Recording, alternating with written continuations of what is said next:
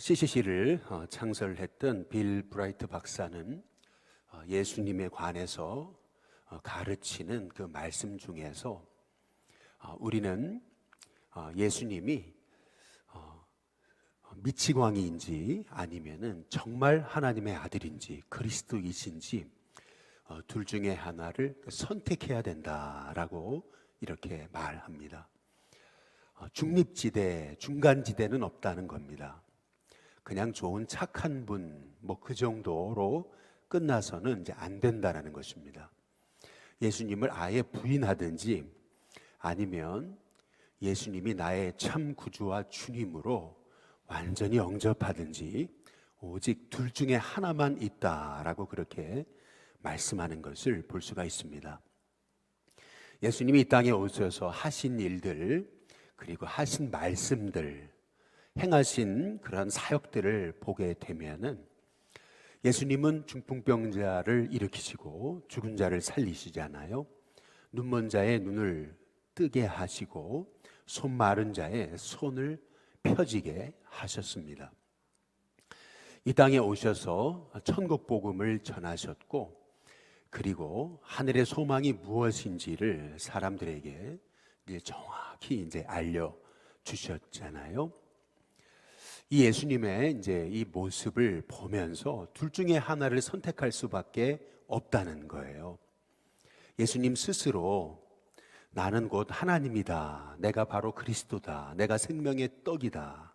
내가 부활이고 생명이다. 라고 이렇게 예수님께서 말씀하시지 않습니까?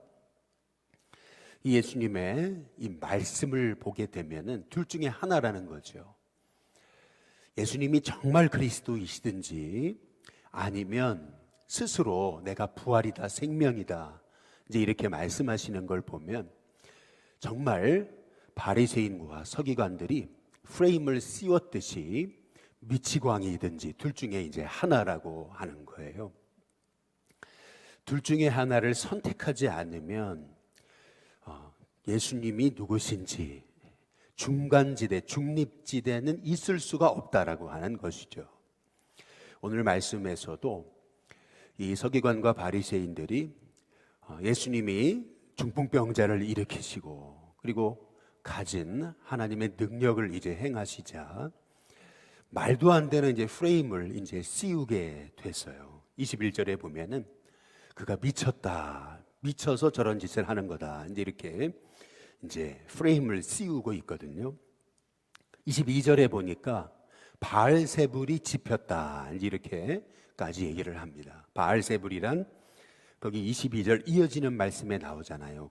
귀신의 왕이 바로 당시 바알세불이라 이렇게 불렸는데 바알세불에게 완전 붙잡혀서 그 바알세불과 같은 한 통속에 일을 하는 거다.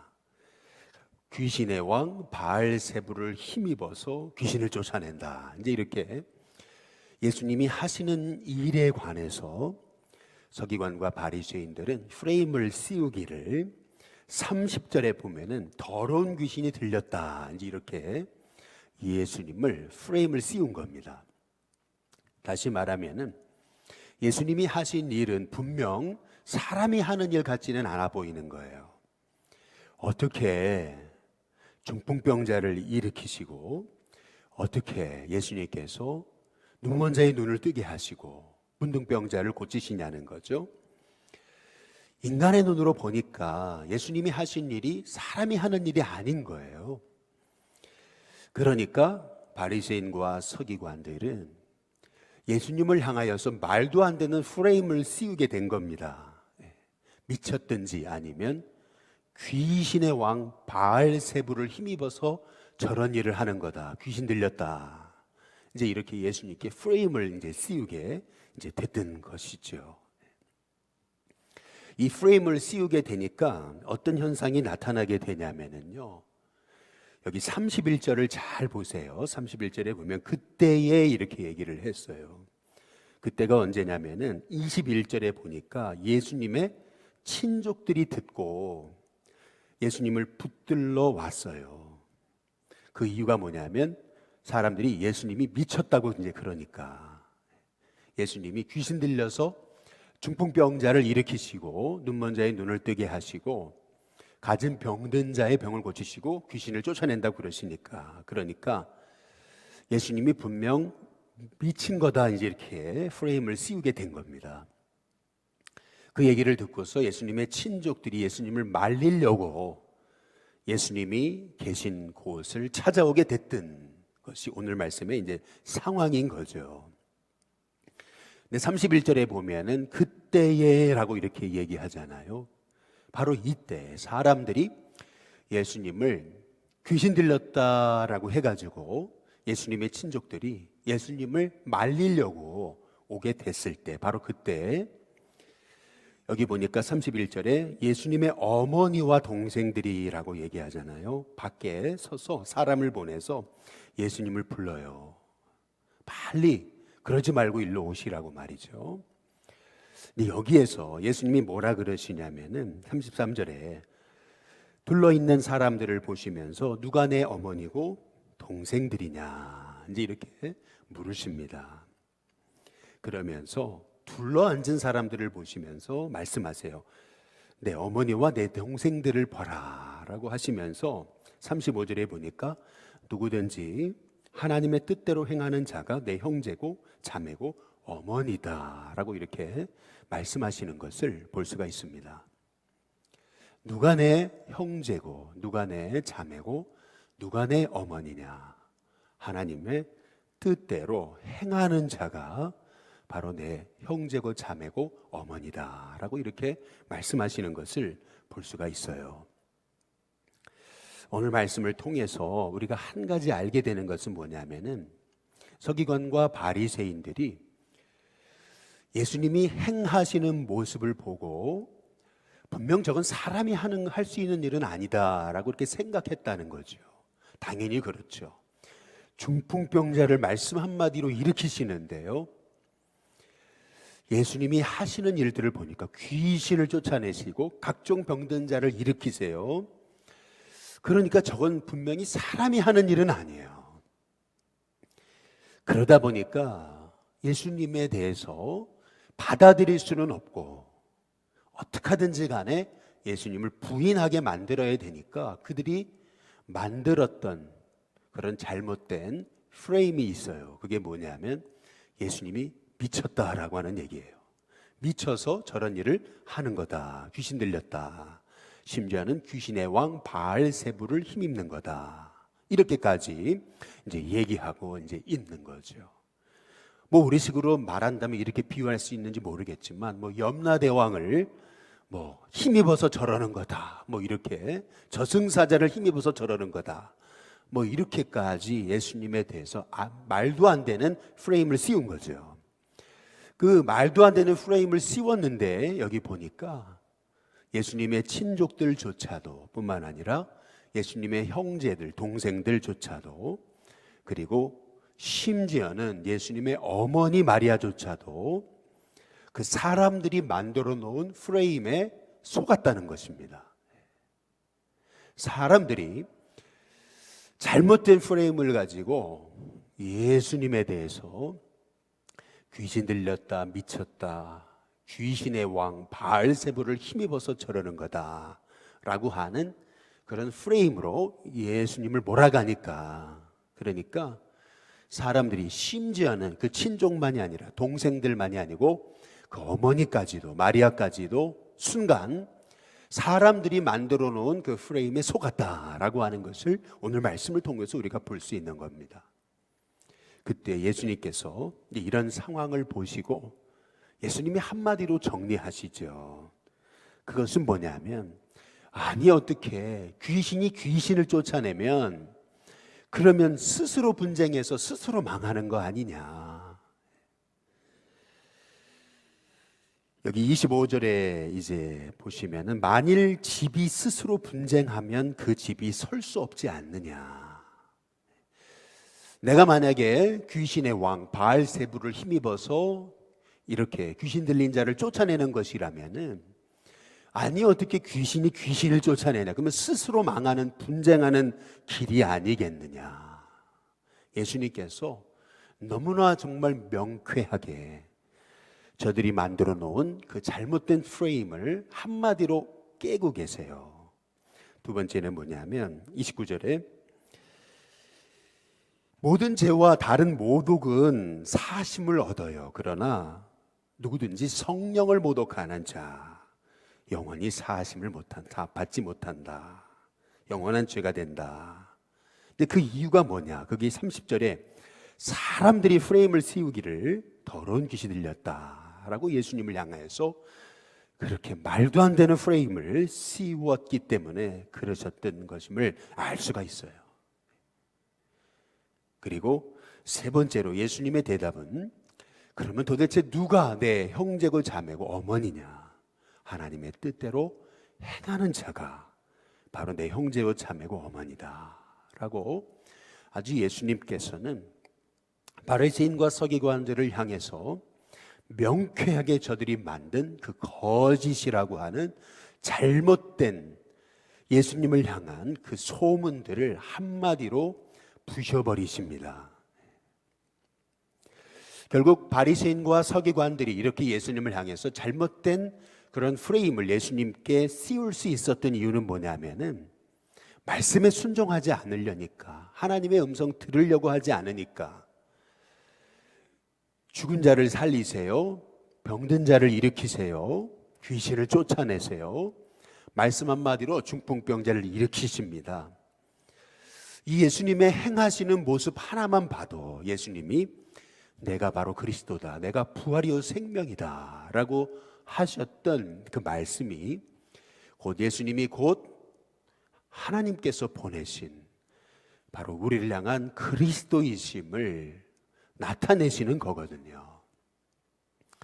그러나 예수님을 영접하지 않고 예수님이 선포하신 말씀을 받지 않으려고 하니까요, 결국에는 둘 중에 하나로 갈려지게 된다는 거예요. 첫째는 뭐냐면 예수님을 말도 안 되게 미치광이로 만들어버리는 거고요.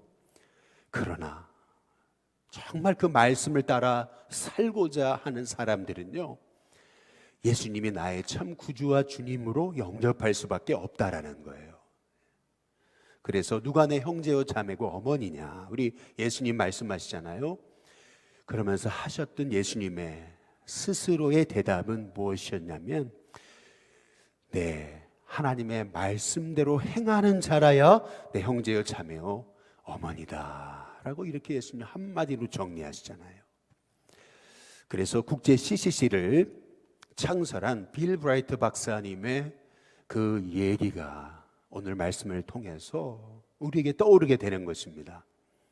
예수님이 선포하셨던 말씀, 예수님이 행하셨던 일들, 예수님이 하셨던 이 땅에서의 사역을 보게 되면은 둘 중에 하나밖에 없다는 거예요. 중립지대, 중간지대는 없어요. 어정쩡한 건 없어요.